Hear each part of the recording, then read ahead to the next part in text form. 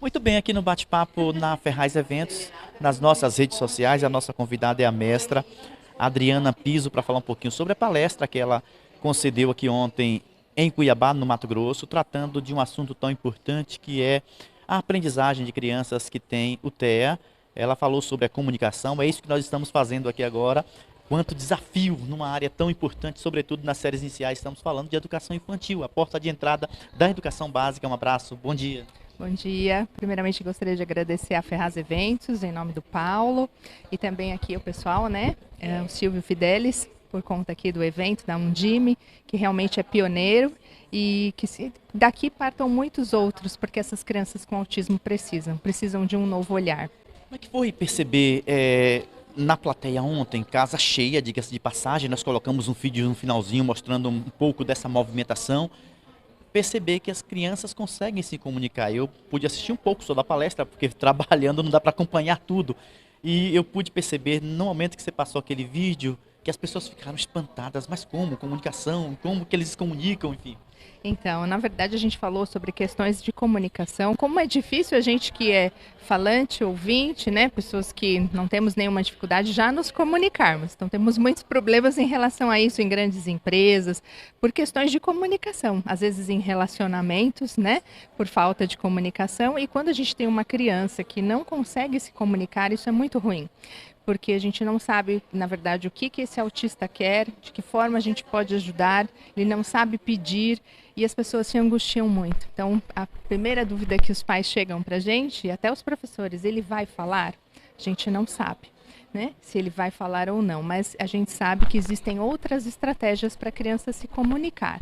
Então, que não seja só a fala, que a gente use imagens, que a gente use outros recursos que a criança possa se comunicar. E isso diminui também a questão de comportamentos, né? Então, comportamentos mais agressivos, porque eu não consigo me comunicar, não consigo me expressar, e eu acabo tendo comportamentos que não são os mais adequados por conta disso também. É possível você já ter uma criança que já nasça com o grau 2, grau 3 ou ela não, ela adquire o grau um, depois vai evoluindo, caso não tenha atendimento? Fala um pouco com relação a essas questões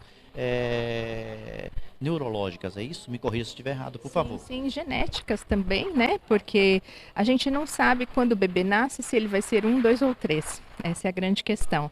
Mas a gente vai vendo por evolução. Então, as que respondem melhor, né, em nível de comunicação, que é o que estou querendo dizer, comportamento e interação social, tem esses níveis que a gente vai observando. O que a gente sabe é que, assim, uma criança que demora muito para começar a intervenção, ela vai ter mais prejuízos. Então, às vezes, a resistência dos pais de buscar o tratamento, às vezes a escola está falando, olha, leva, os pais resistem, ou acham que aquilo não é nada, porque eles também demoraram para falar, e é assim mesmo, ou que tem alguém parecido em casa, na família, um amiguinho, e aquilo vai se protelando. Então, nesse sentido, quanto mais a gente demora, o atendimento não é precoce, maior prejuízo essa criança vai ter. Acho que é isso que a gente tem que ver. E os professores na escola também se angustiam muito, porque eles percebem que essa criança está perdendo tempo em desenvolvimento.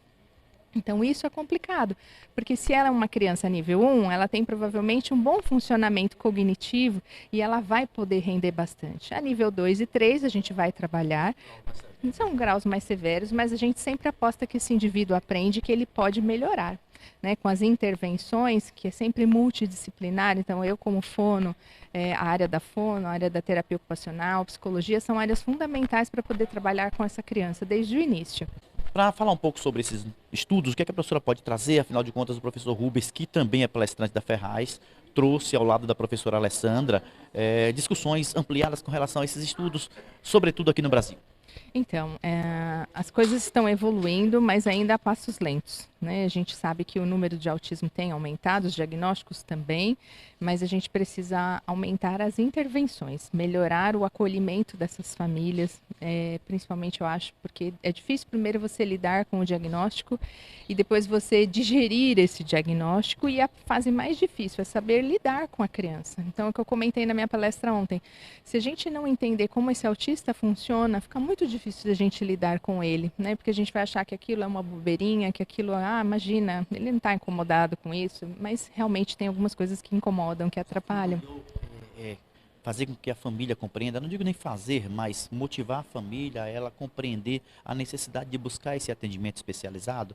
Porque me parece que na legislação o estudante ele já tem garantido, aspas, esse atendimento, mas as famílias ainda não, porque o tripé quase sempre não funciona. Digo tripé: assistência social, saúde e educação. Isso principalmente na minha área da fonoaudiologia, hoje em dia está um pouquinho mais complicado, a gente tem aí uma diminuição de profissionais, está difícil encontrar as fonoaudiólogas e às vezes as famílias ficam pendentes, então ou faz a fono, ou faz a terapia ocupacional, aí falta uma das áreas, ou não consigo pagar as três, ou falta no sistema de saúde, ou a família que também não quer levar, porque acha que é desnecessário, porque não tem a orientação.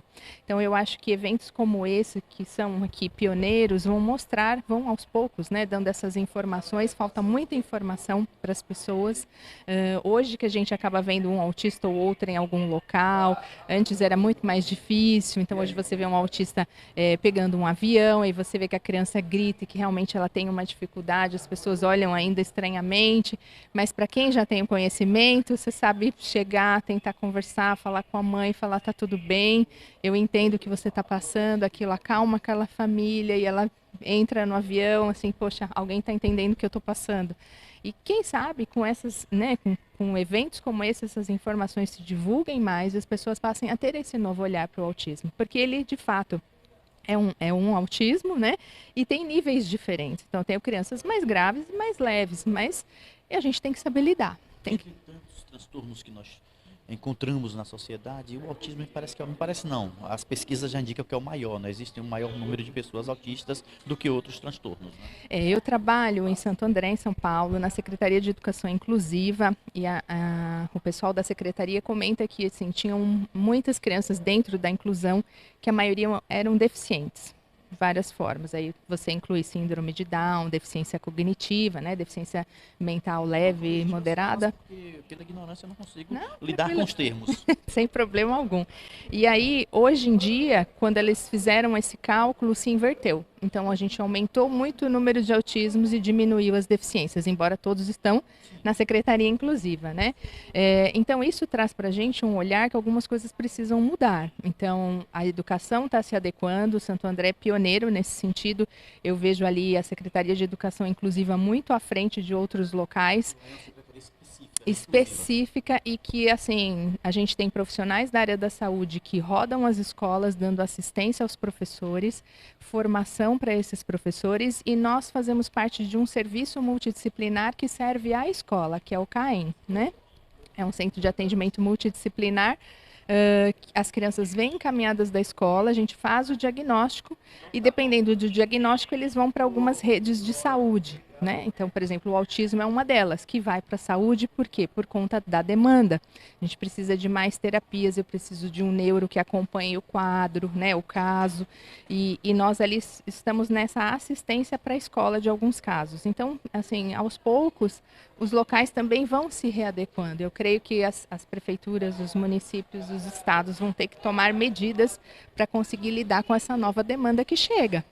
Cada engrenagem precisa participar de forma positiva. Se ela deixar de funcionar, se uma engrenagem deixar de funcionar, compromete o sistema como um todo. Bate-papo aqui com a professora, a mestra Adriana Piso, ela que é uma das palestrantes da Ferraz, além da Ferraz Eventos, no site, enfim, aqui no Instagram, onde encontrar a professora Adriana e como fazer para te levar também para trabalhos como este que aconteceu aqui, formações continuadas, enfim, fica à inteira disposição. Muito obrigado pela atenção.